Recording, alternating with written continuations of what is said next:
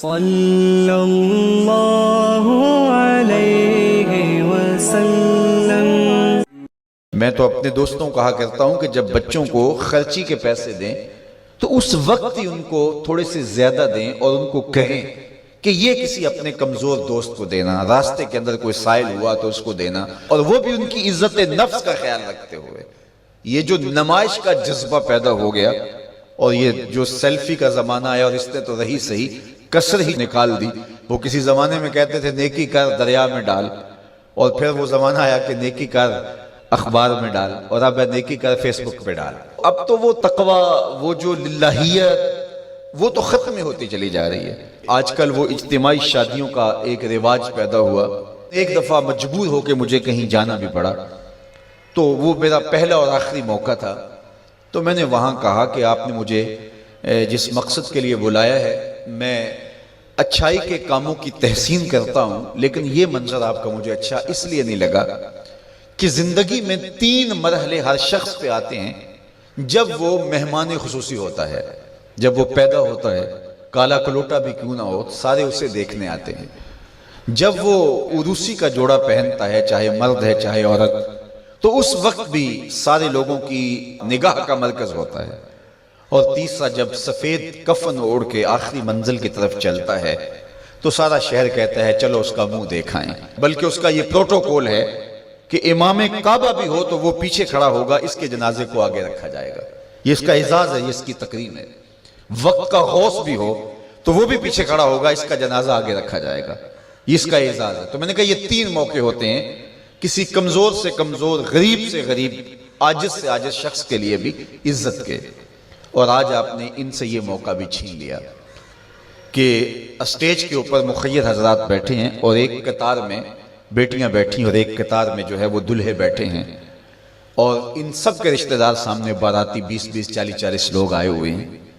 تو ان سب کی غربت کا ہم عملاً مذاق اڑا رہے ہیں۔ آج یہاں میں کسی کے چہرے کے اوپر خوشی نہیں دیکھ رہا، اگر مسکراہٹ ہے تو وہ مصنوعی مسکراہٹ ہے۔ کاش کہ ان کے ماں باپ کے گھروں میں جا کر کے تنہائی کے اندر ان کی مدد کرتے، اور یہ بیٹیاں اپنے گھر سے نکلتی اور ماجرا ہوتا۔ اب ان کی غربت کا گواہ آپ نے کتنے لوگوں کو بنایا، اور صرف اپنے اشتہار کے لیے۔